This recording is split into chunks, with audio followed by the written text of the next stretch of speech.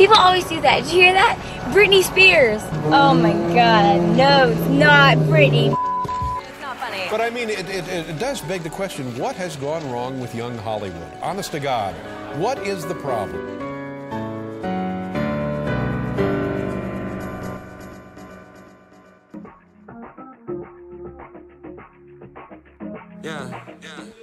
Juicy sweatsuits, doing lines in the restroom. All y'all dressed to impress who? 20-something trust this. Hello and welcome to Season 3 of Les Do You Remember This, a podcast where we look back on all the stories from Hollywood's best-worst decade, the early 2000s.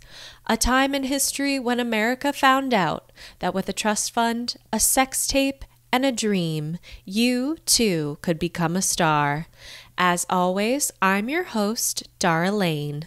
Last time on Ashley.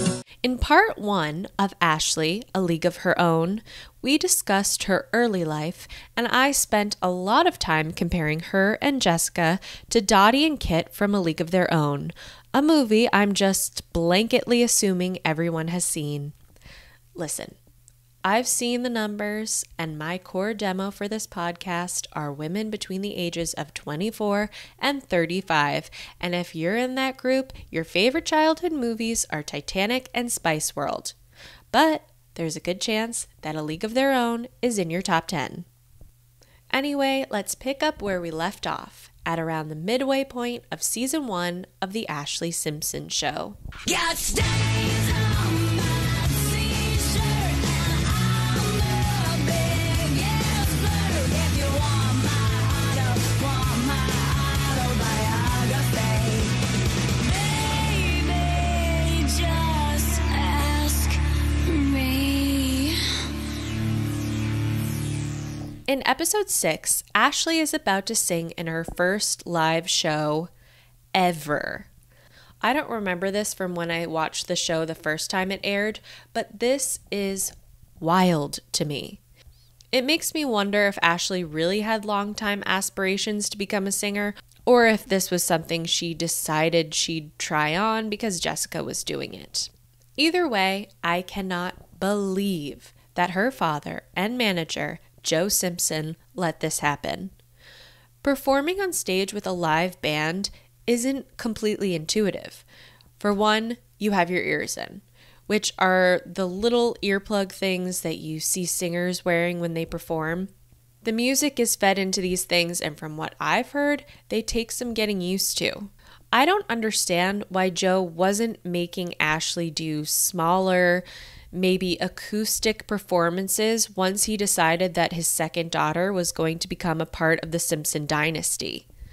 Before she ever started recording her album, she should have been at Hotel Cafe or some shit, croaking her way through Stevie Nicks or slowed down Joan Jett arrangements. The fact that there's no bootleg, grainy video of Ashley singing Landslide in a Hollywood bar is a crime. In fact, this crime is especially heinous, and we've all been made special victims. Joe should get 20 to life for this infraction. I am a no-nonsense judge, and this is my courtroom, so take him away, bailiff.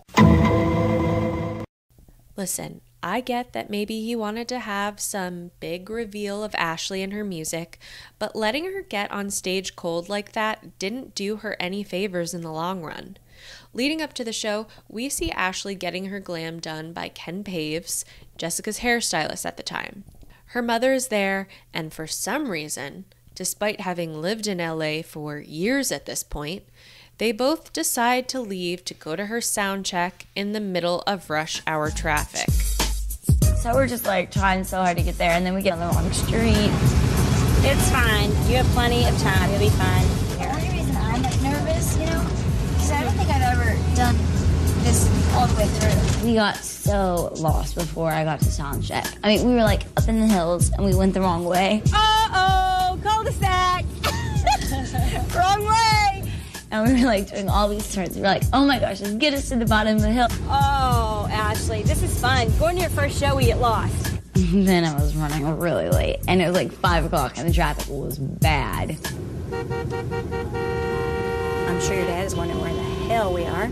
Calling him right now. Joe, What's the street I turn on off of Hollywood? He's screaming about something about the sound check. I gotta get to my sound check. I gotta get there. It's my first sound check. I gotta be there. Doors open at 7:30. Okay, Ashley, what do you want me to do? Run over people?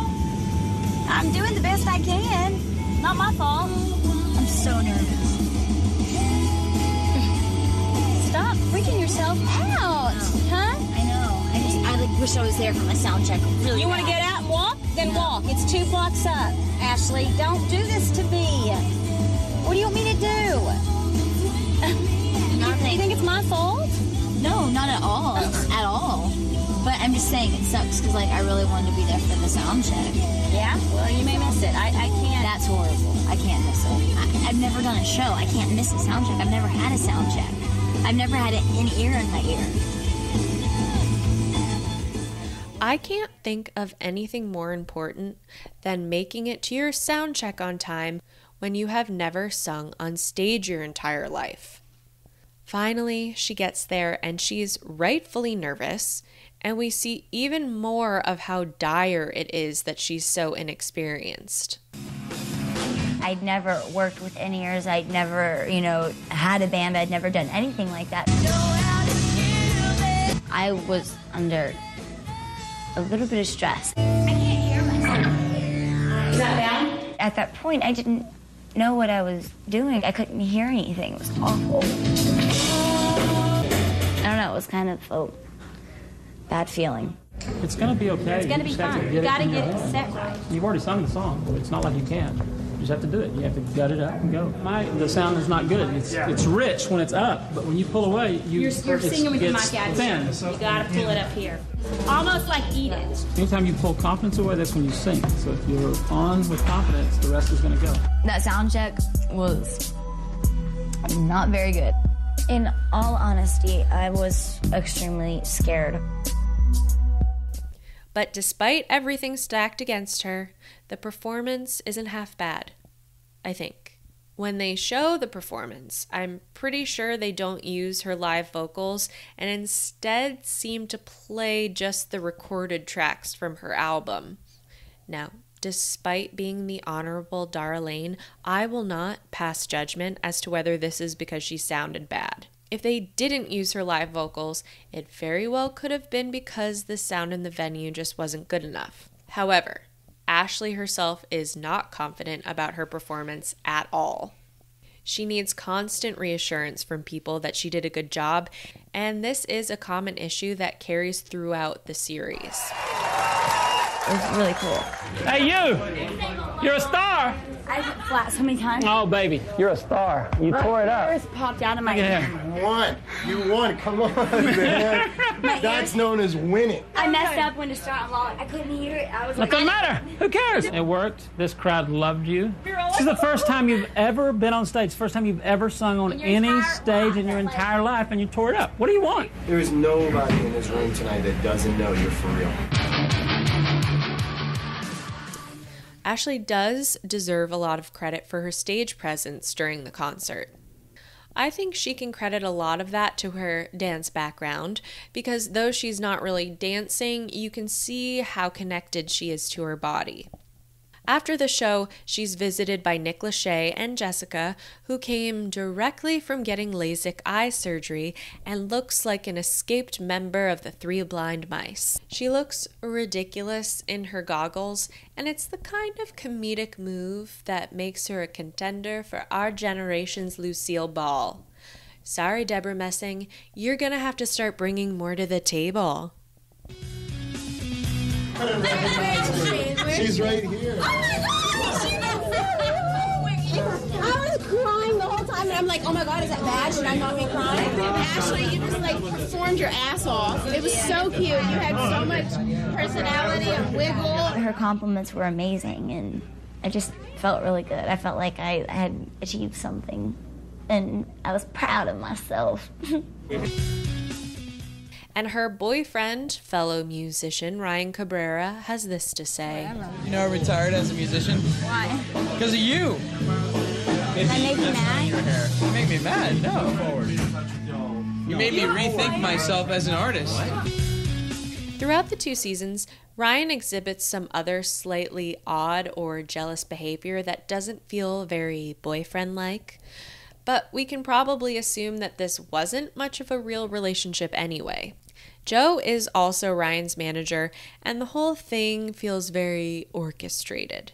In the first episode of the show, Ashley is dating some nobody, and by the end of the episode, they're over. Then, a few episodes later, Ashley is magically playing Ryan's love interest in his video on the way down. Sick and tired of this world, there's no more air. Tripping over myself, going nowhere. Then, despite having known each other for years, they both realize at the exact same time that they've had feelings for each other all along. On the way down, I saw you and you saved me from myself. And I won't forget the way you loved me. And on the way down, I almost felt right. Also, they break up after season 1, but they're back together by the time they start filming season 2. We might as well call Joe Leonard Bernstein because this shit seems orchestrated. Joe was the Kris Jenner before Kris was Kris, and for a while, he was looking like an all-time dadager. By the final episode of season 1, Ashley's first album has been released, and it quickly went platinum. Ashley fans began lining up at 10 p.m. Monday night. When I arrived at Tower at 9 a.m., over 275 fans were lined up and ready to purchase the Ashlee Simpson CD. The store had sold 337 CDs in 1 hour. All my friends have been calling me all day, congratulating me and stuff, so, it's here. It's happened. The record's done and out. Target today just said they are going to sell today, one day, what they thought they were going to sell for the whole week. Isn't that crazy? Isn't that crazy? Incredible. The record is actually selling out in stores. I'm completely blown away, and I cannot thank my fans enough. Ashley's album sold just under 400,000 copies, while none of Jessica's albums ever came close to selling that much in its first week. In This Skin, Jessica's third album that came out in 2003, only hit 64,000 that first week. Much of Autobiography's success can probably be attributed in part to Joe's hustle. Between Ashley on Seventh Heaven, then the success of Newlyweds, on top of the Ashlee Simpson show depicting the process of her making the album in almost real time. By the album's release, the public was ready for Ashley to be a star. Until they weren't. Season 2 of The Ashlee Simpson Show is tough to watch from episode 1. We open on Ashley getting ready to be a musical guest on Saturday Night Live. Of course, we as an audience already know what happens on SNL. For her first performance, Ashley sings Pieces of Me without incident. Then for her second song at the end of the show, she's supposed to sing what will be her next single, Autobiography. And things don't go as planned.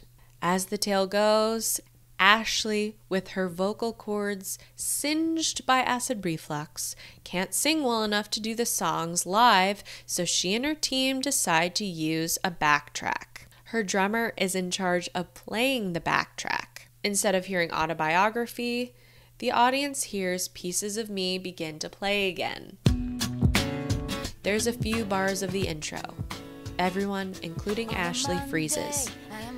Then Ashley's vocals kick in, and it becomes clear that not only are we hearing the same song twice, but that Ashley has been lip syncing.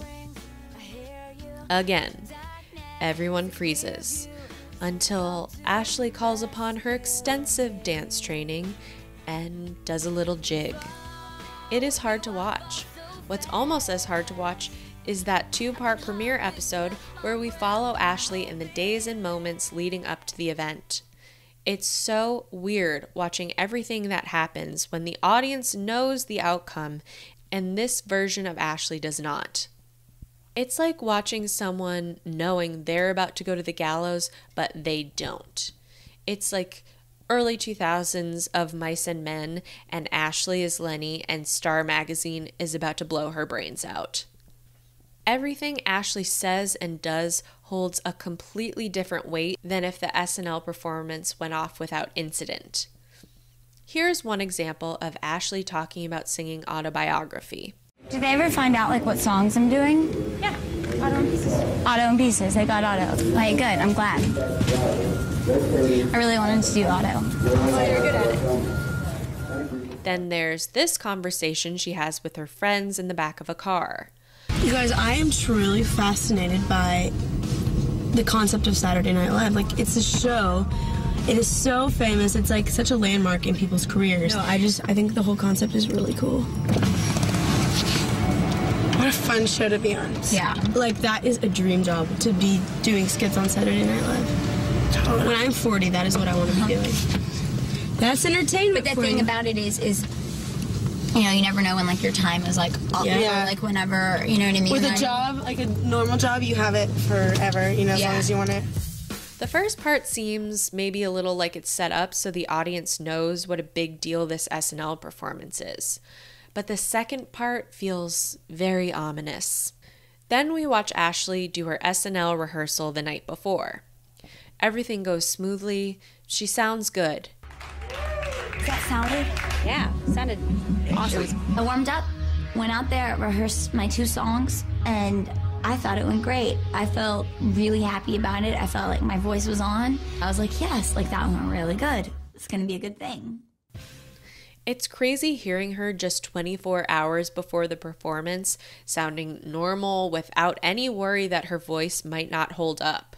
And although she maintains she simply woke up with acid reflux, or acid reflex, which is what she calls it several times throughout the entire run of the show, Me thinks that her vocal issues can't fully be attributed to that.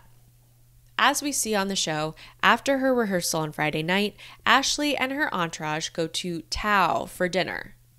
Like, what the Fifi Dobson are they thinking? If you're not familiar with Tao, it's basically a club that also happens to serve sushi. You go there for a birthday party or when a bunch of dumb, aged frat bros want to buy you and your friends a table for a few grand. Not to eat dinner the night before you have to sing. Listen to this clip and notice how loud they're talking over the music. I'd like to make a toast on my water to Ashley being on Saturday Night Live. Good times in New York, and for you guys coming to New York. Everybody in New York.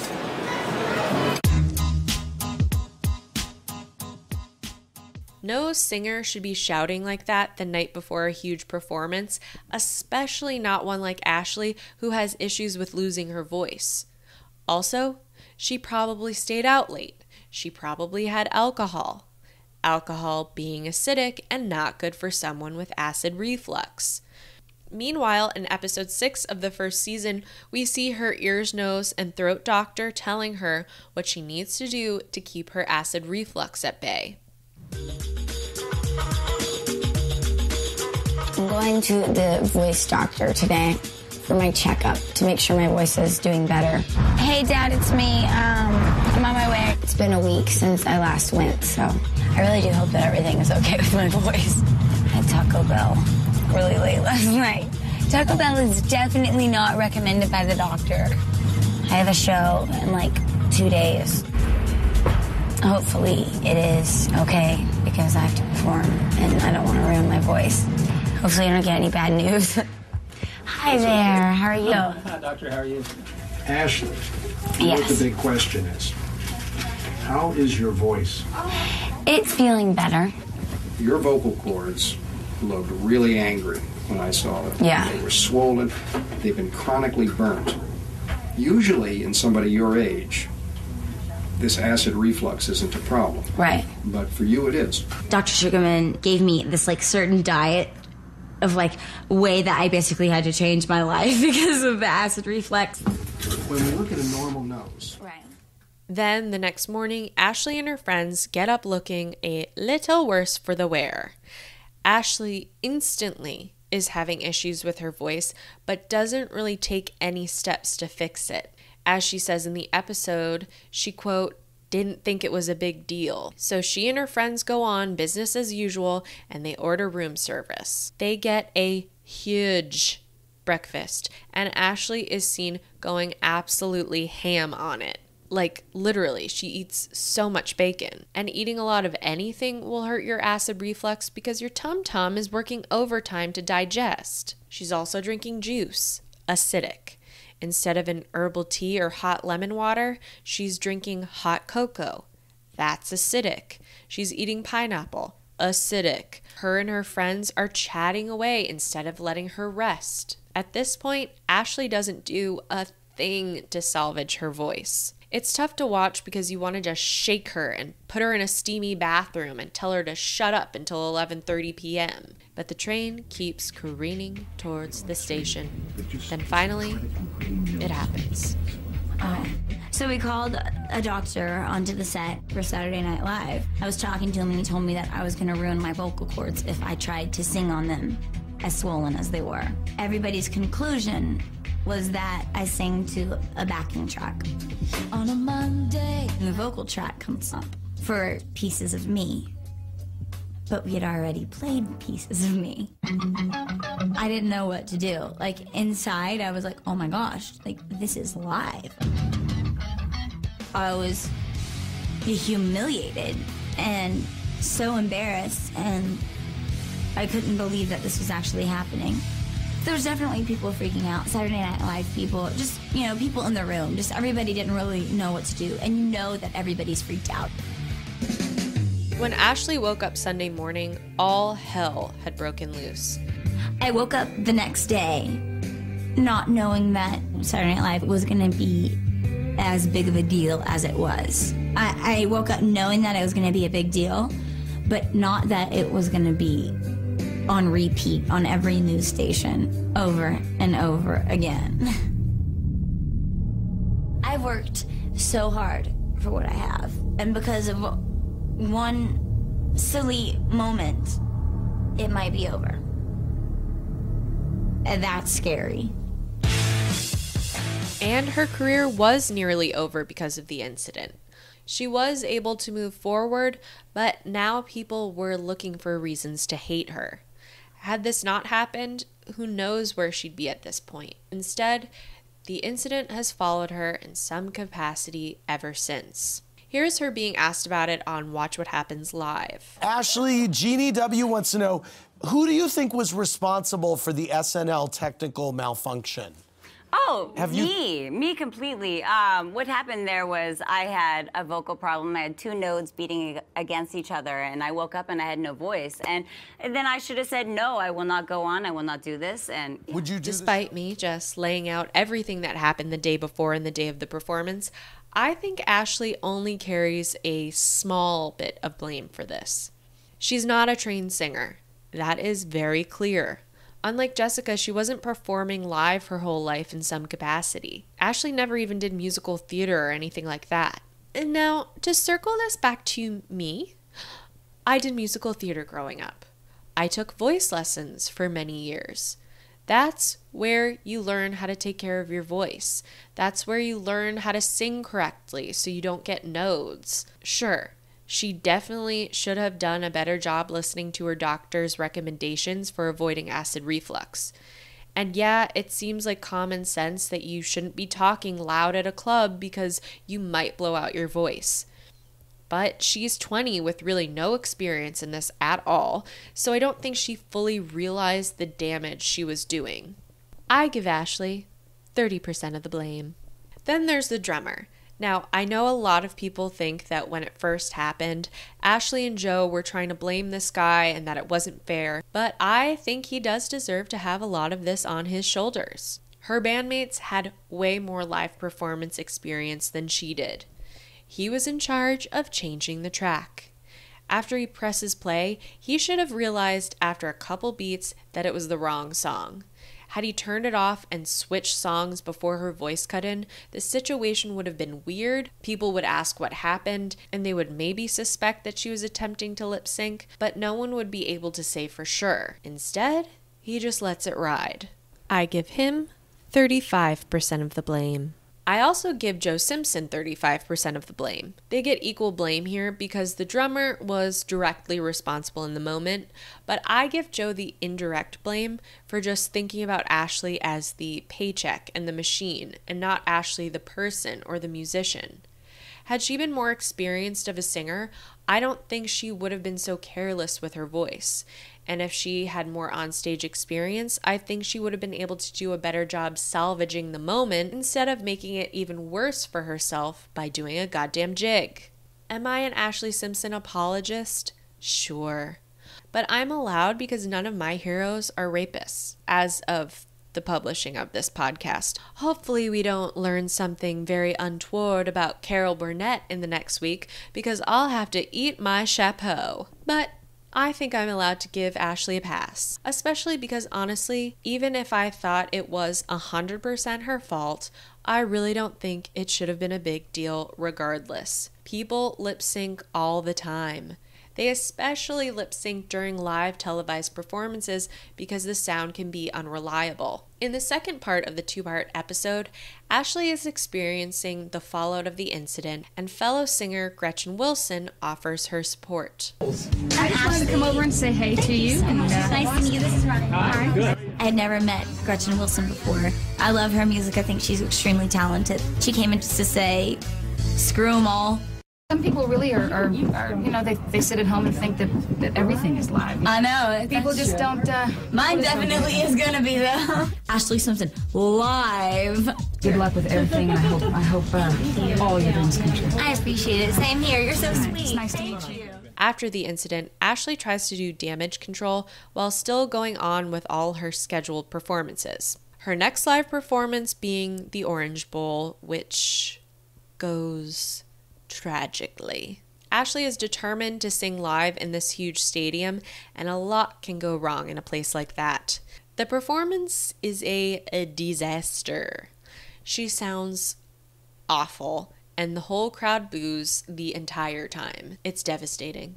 Devastating. How our early 2000s starlets haven't all just held hands and walked off a cliff in Malibu or Monterey like some dismal Big Little Lies / Girl Interrupted mashup is beyond me. However, interestingly enough, in the episode's version of the performance, you don't hear any boos and there's no mention of boos. I think this is an example of Joe Simpson not being as savvy as he thinks he is.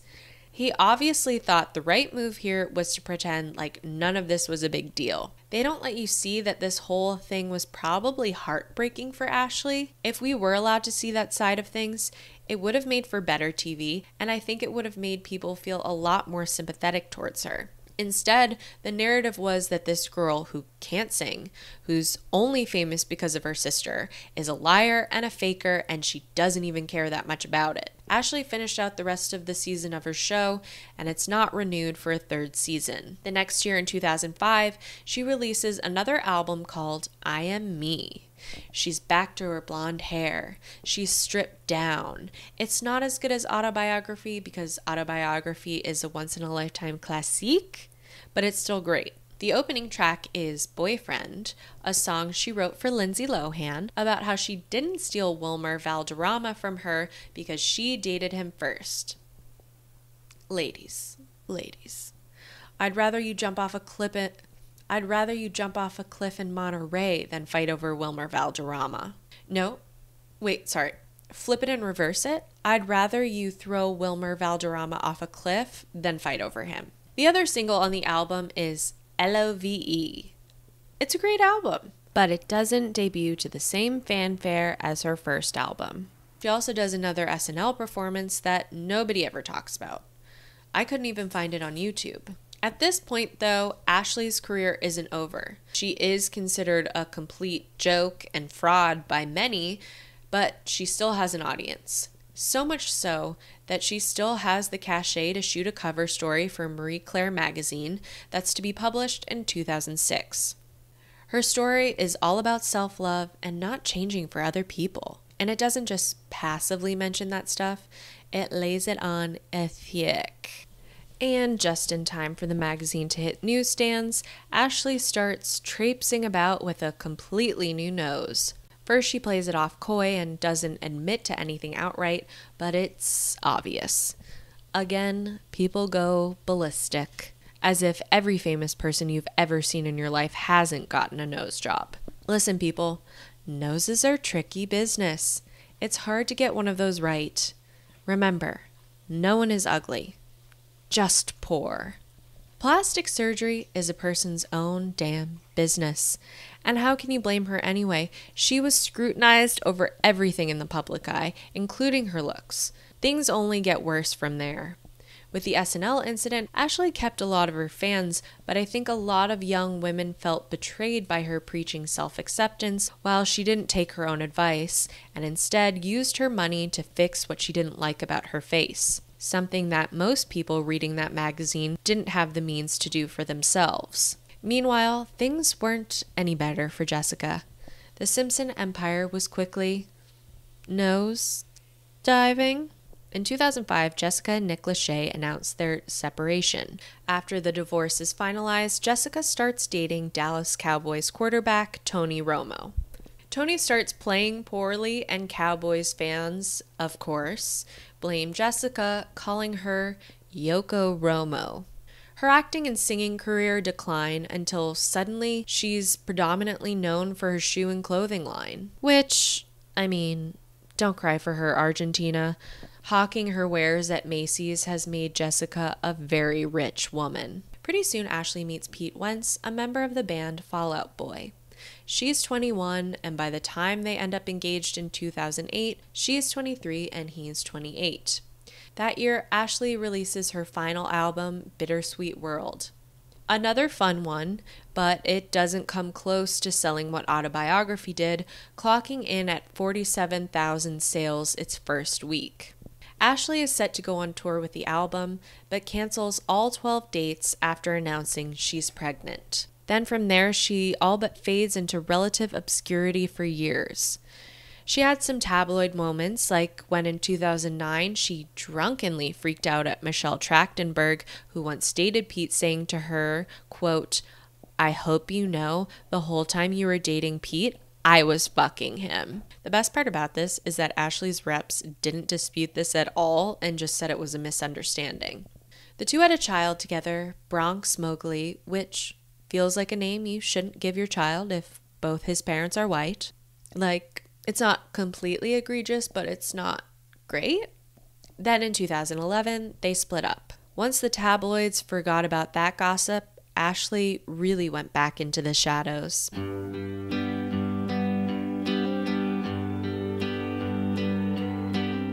Since then, the perhaps wildest thing possible happened when she somehow made her way into the Diana Ross family by marrying her son Evan. God, Joe probably hasn't been so proud of her since Autobiography came out. Evan and Ashley have a child together, a daughter, Jagger Snow Ross, and she apparently has a very nice co-parenting relationship with Pete. In 2018, Evan and Ashley had one season of their own reality show together and started making some music, including the song I Do.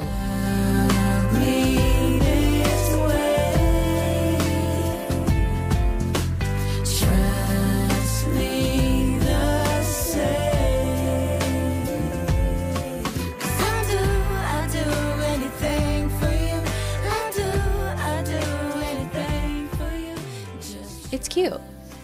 Totally cute. I hope they are having a very nice life together, doing the backstroke in a pool of that Diana Ross Trust Fund money like they're two little Scrooge McDucks in love. She deserves it after all she's been through. But like, yeah, it's cute, right? It's a cute song. But these two musicians have a very different sensibility. I need Ashley. Peak Ashley. And apparently, her and Evan have said that for now, they're both focusing on their own solo music, which I find very promising. I hope if she does make more music, she gives us full Autobiography. I want bangers. No more sleepy pop music girls. I would love to see Ashley usher us into a renaissance of bop pop. I want to see her step back out of the shadows on her own 2 feet.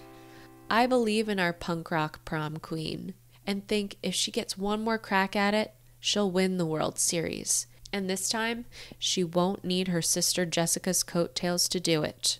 And that, my friends, is a League of Their Own reference.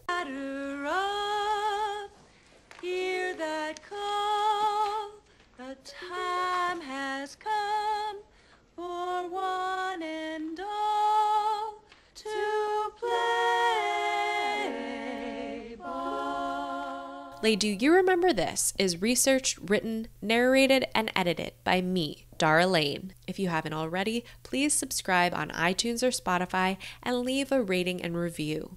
You can follow updates on the pod on Instagram and Facebook. We also have a private Facebook group you can join and some early 2000s Spotify playlists I've put together. You can find those links on the show's Instagram. And please, if you like the podcast, share it. Tell your friends. It's true what they say. It takes a village to make me famous. If you have any questions, comments, or show suggestions, please email laydoyourememberthis@gmail.com. So, you're invited to come back next week. We've got a table, and I've put you on the list for Lay Do You Remember This. Our choices we're all